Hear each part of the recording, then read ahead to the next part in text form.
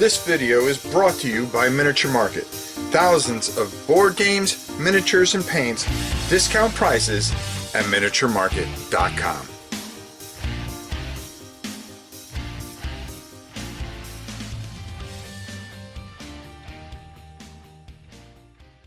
Hey everybody, it's your old pal Rob. Now, today I'm going to tell you a little story, and as you can tell by the title, it brings back this whole Wizards of the Coast thing. And this is really a bigger disaster than you think. Even though everybody thinks they won and they backpedaled on a whole bunch of things, and they said, oh, well, we're not going to do this and we're not going to do that. I think the damage for them is kind of done. And the way I could tell was I was at a local store a few days back. My wife had to go to Ollie's or some store or something like that. If you're not from the South, you're not going to know what I'm talking about.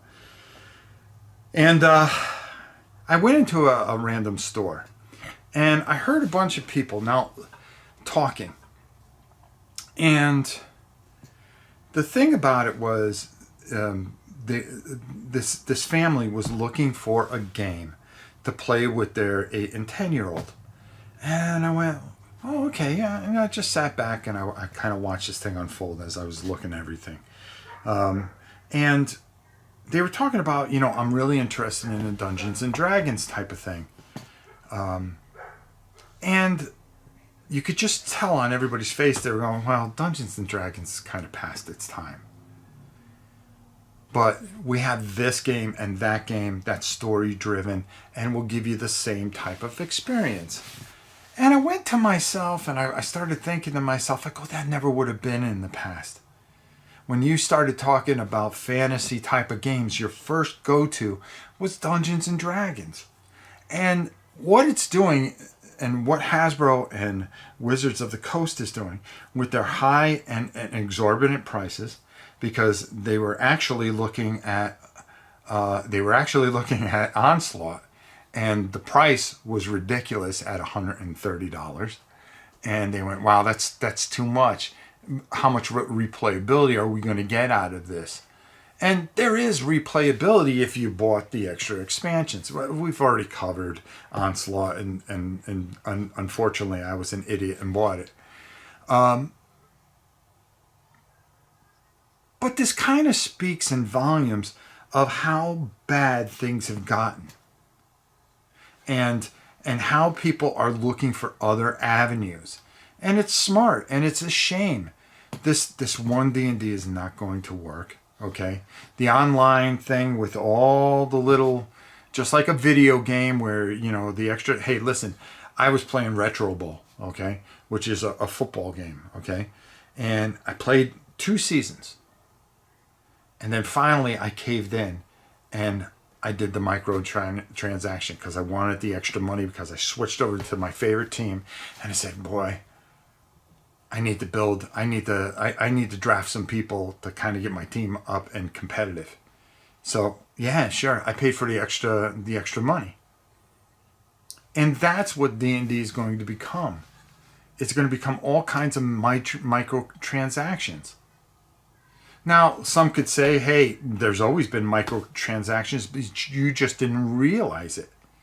When you bought those 3 books back in the day, the Player's Guide, the Dungeon Master Guide, and the Monster Manual, all your microtransactions were buying supplements, in a way. Sure, you could have made your own story. Sure, you could have done this. But if you saw something out there, it was kind of a microtransaction. Okay, I could see that point too.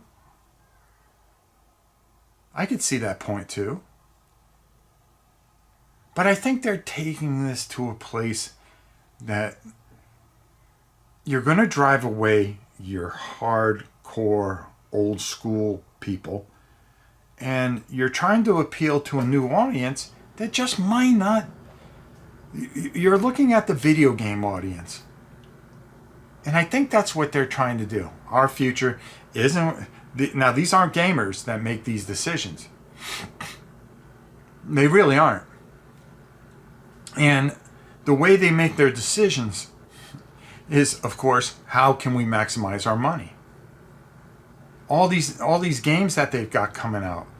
Okay, when I started looking at all this different stuff, it's getting away from, if you remember the old box games. Okay, how good were those until the Salt Marsh? Well, you can use this with any of them, but still give us the $100 and something. And now they got another game coming out where the premium edition is $160. And I forgot the name of the D&D game that they got coming out.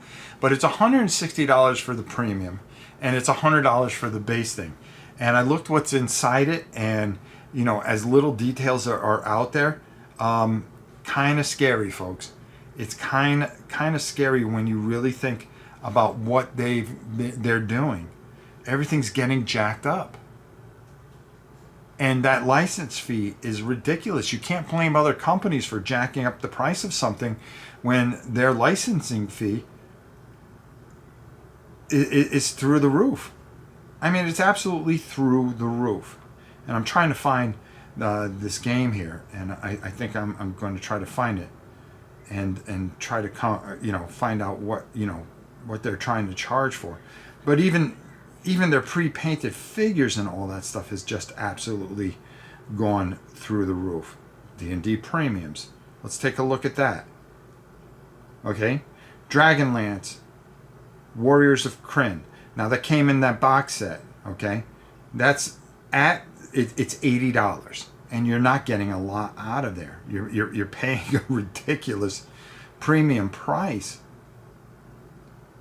You know, there was a time that you would get all kinds of figures and stuff from these guys, and it was, you would go and get those figures, and they were affordable, but things just keep on going up. Everything's going up. I agree with that, but this is just ridiculous. This is a company that's out of control. This is a major gaming company, and it's killing the gaming industry. It really is. You're finding that people aren't buying stuff as much as they were. They're being more choosy. They're being smarter. So I stopped the video for a second. Number one, I had a sneeze. But I came back and I found out what the game that's coming out in the summer is.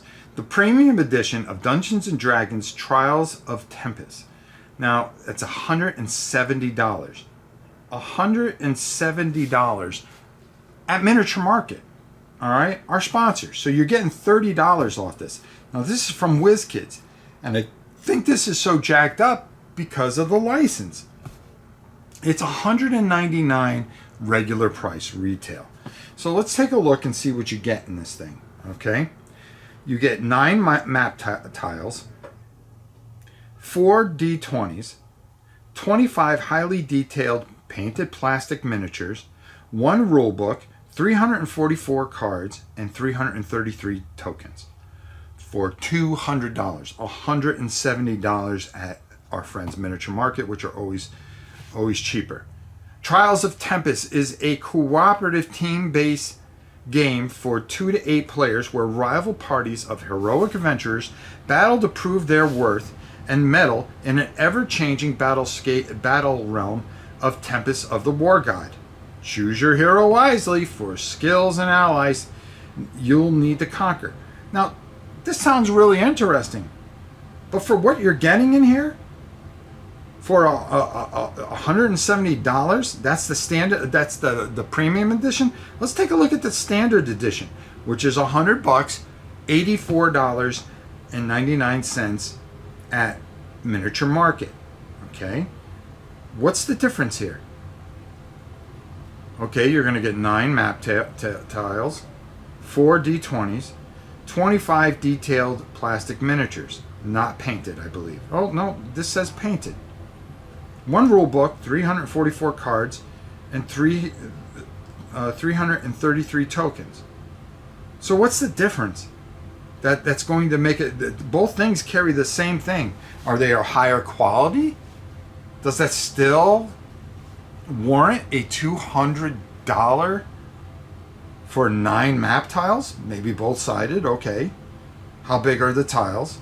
It looks like the box is regular size box game. The 4 D20s, they would be the best D20s that have ever been made.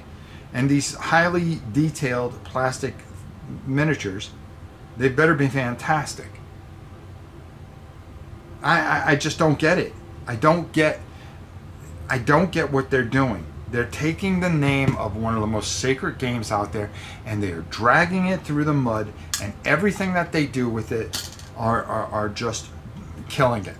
Now, as more info comes out about this game, I will be covering this head to toe. And let me tell you something. If it's fantastic, I'll give it I'll give it due. This isn't about trashing this company as much as what are you doing? It's getting worse. When I start seeing it at the local shops where people are kind of, well, you know something? There's a whole bunch of stuff that's coming. You're going to want to stay away from this. Let's go look at a storybook game that somebody's creating. Maybe you'll be more interested in that. When one of your first experiences always was playing Dungeons and Dragons, if you are a fantasy role player, they are taking and they are just running one of the most sacred games through the ground.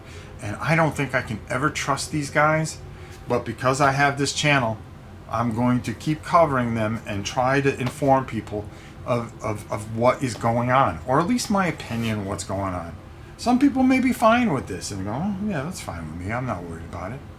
I have more money than I'll ever need. I'm not worried about what they do as long as I'm playing one of my favorite games. Maybe that's the cause, or maybe we need to just kind of just stop buying it all and just let it run into the ground. Let them drop the license and have somebody else pick it up. I don't know. I don't have the answers. Maybe you do, and you can put them in the comments. I would love to hear what you have to say. So until next time, it's your old pal Rob. We'll see you soon, everybody.